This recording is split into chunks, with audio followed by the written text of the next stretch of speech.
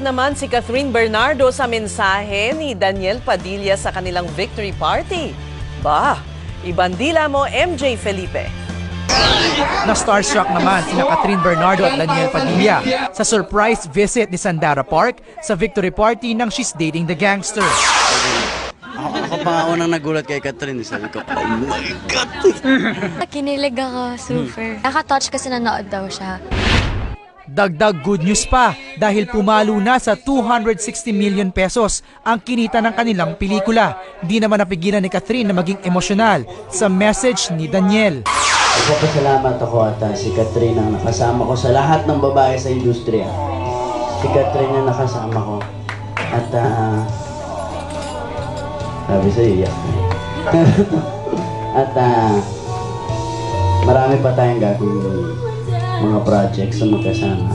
Muling aabangan ng Kathniel sa teleserye at isa pang pelikula.